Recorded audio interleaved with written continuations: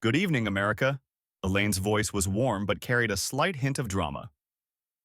Tonight, we have extraordinary guests. Meryl Streep, whose roles have transformed cinema, and Dolly Parton, whose songs have become the soundtrack of our lives. Welcome. The audience erupted in applause. Meryl, dressed in an elegant navy suit, smiled reservedly, her eyes sparkling with intellectual sharpness. Dolly, in a shimmering sequined dress with her signature voluminous hairstyle, radiated warmth, waving to the crowd with a wide smile. "Thank you, Elaine," said Dolly, her voice with its distinctive southern drawl sounding like music. "I'm so thrilled to be here with Meryl. It's like a party with two old friends, isn't it?"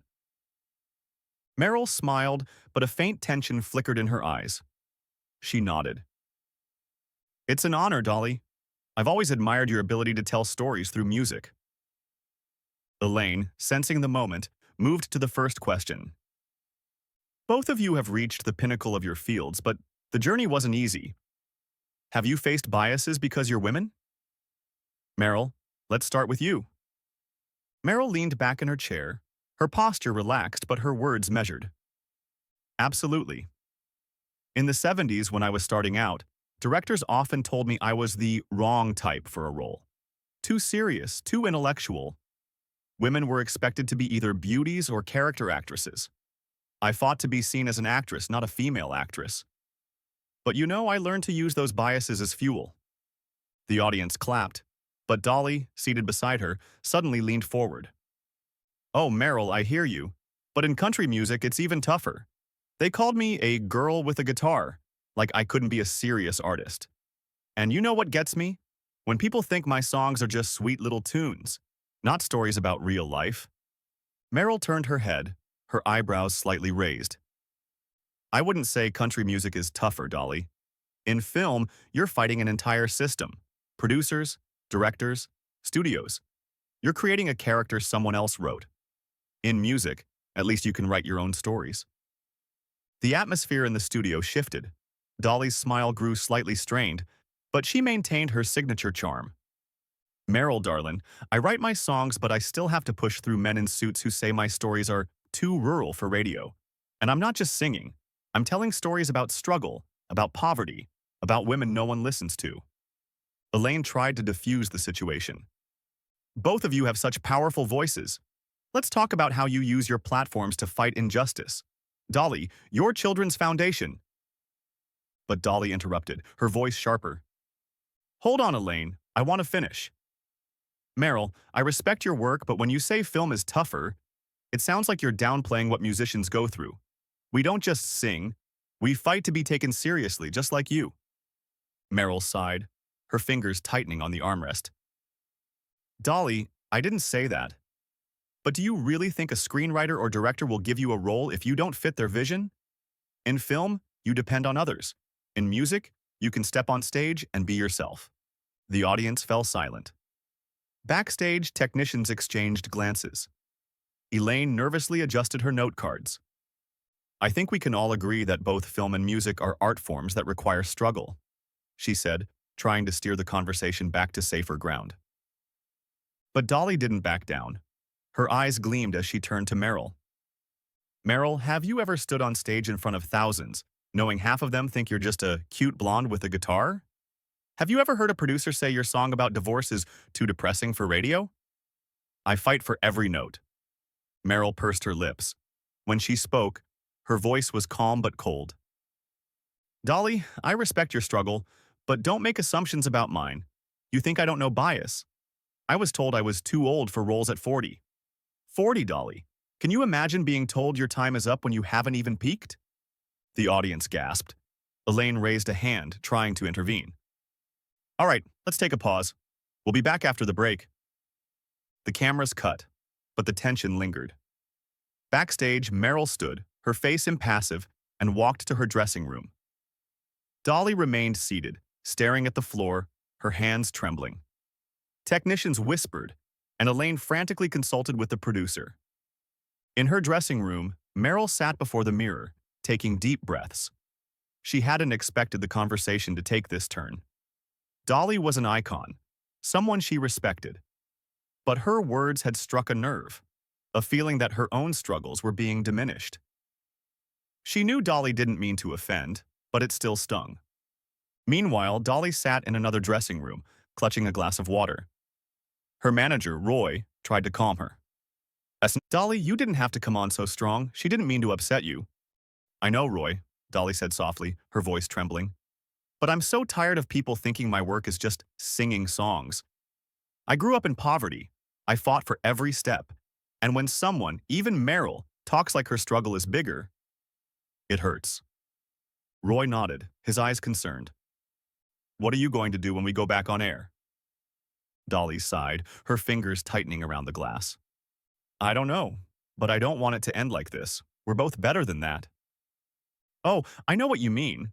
I remember a producer telling me that 9 to 5 wouldn't be a hit because it was too feminist. I didn't argue. I just went and recorded it. And you know what? People were singing it every step of the way. The room erupted in applause, and for the first time that evening, Meryl and Dolly exchanged looks that were anything but understanding. Elaine, sensing that the show was getting back on track, decided to delve deeper into the subject. That's so inspiring. But let's talk about a more difficult point. Social media can reinforce prejudice these days. You've both faced criticism online. How do you deal with that? Dolly leaned back in her chair, her laugh light but with a hint of bitterness. Oh, social media is like a fairground where everyone has a voice. I've been called too plastic, too rustic, even too old to be relevant. I just laugh and say, honey, I'm Dolly Parton. I was here before you were born, and I'll be here when you're gone. But you know what hurts? When people say my charity is just PR, my foundation for children, my community work, it's not for the cameras. It's because I know what it's like to be a poor kid dreaming of a book. Meryl nodded, her eyes full of compassion. I understand, Dolly. I've been criticized for being too political when I speak out about women's rights or climate change. But I can't stay silent. I've seen the industry change, and I know that silence is not an option. But social media, it can be cruel. You read a comment from someone who calls you an elitist, and you think, you don't know how I struggled. Elaine saw an opportunity to dig deeper. You both talk about struggling with labels. Is there a time when you felt misunderstood but were able to change someone's mind? Dolly thought, her fingers playing with a necklace. There was this one time, back in the 80s. I was on a show and the host made a joke about my appearance, my hair, my sequins. Everyone laughed, but I could tell he was expecting me to get mad. Instead, I said, honey, I spent a lot of time looking so cheap. The audience erupted in laughter, and Dolly winked. He apologized after the show. Sometimes humor and kindness are the best way to show that you're stronger than their jokes. Meryl smiled, this time sincerely. That's your way, Dolly. I had a similar moment. On the set of a movie, the director said I was too serious for the role. I could have argued, but instead I asked him out for coffee. We talked. I told him my vision for the character. A week later, he changed his mind. Sometimes dialogue is the only way. The audience applauded again, but this time the applause was warmer, as if the audience sensed that the two legends had found common ground. Elaine, sensing that the show was reaching its climax, decided to end on a high note. Meryl, Dolly, you both showed us that strength is not always about having a loud voice. It's about listening, being yourself, and not letting prejudice define you. What would you say to young artists who are facing the same barriers? Meryl spoke first. Be true to yourself. Listen to criticism, but don't let it define you. And most importantly, speak up. Even if it's scary, your voice matters. Dolly nodded. And don't be afraid to be vulnerable. People may laugh or judge, but when you show your heart, you change their minds.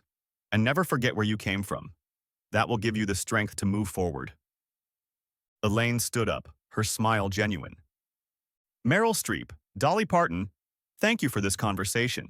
You've reminded us that art is not just about talent, it's also about courage. The room erupted in applause, people rising from their seats. Meryl and Dolly exchanged glances, and this time there was no tension between them, only respect. Backstage, as the cameras rolled, Dolly approached Meryl. I'm glad we did it, she said quietly. We may not always agree, but I respect you. Meryl smiled, her hand resting on Dolly's shoulder. And I love you, Dolly. Maybe we should have coffee together afterward. Dolly laughed, her laughter filling the dressing room with warmth. Only if it's a strong afternoon coffee, honey. Well, Meryl, Dolly began, stirring the sugar into her coffee. We put on quite a show today, didn't we? Meryl laughed, her laugh soft but genuine. That's right. I didn't expect us to clash like that. But I'm glad we talked. Really talked? Dolly nodded, her fingers playing with the spoon. Me too. I thought I might have overdone it back there in the studio. But when you grow up in a cabin with 12 brothers and sisters, you learn to stand up for yourself. Sometimes I forget that not everyone sees where I come from. Meryl took a sip of her coffee, her eyes thoughtful. I see. I think we're both so used to fighting for our place that sometimes we forget that we're not alone in this fight. I must have sounded condescending when I talked about movies and music. It wasn't fair. Dolly leaned forward, her eyes shining. Honey, we both went a little overboard, but you know what? It was necessary. People saw that even us old birds can argue, but then sit down and talk. That's what the world needs, a real conversation. Meryl nodded, her fingers tapping her cup lightly. You're right.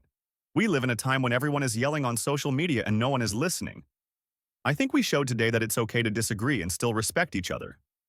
Rose turned to check their table and stopped when she heard a snippet of the conversation. Sorry to interrupt, she said quietly, but I was watching your show in the back room. I grew up on your songs, Dolly, and your movies, Meryl. And what you did there, it gave me hope. My daughter wants to be an actress, but they tell her she's not the type. You inspired her not to give up. Dolly smiled, her hand resting gently on Rose's. Oh, Rose, tell your daughter to hold on to her dream. And if anyone says she's not the type, show them they're wrong. Meryl added, her voice warm. And tell her she's not alone. We all go through this. But if she's true to herself, she'll find her way. Rose nodded, her eyes shining with tears. She walked back to the kitchen, and Meryl and Dolly exchanged glances. The moment was quiet but meaningful.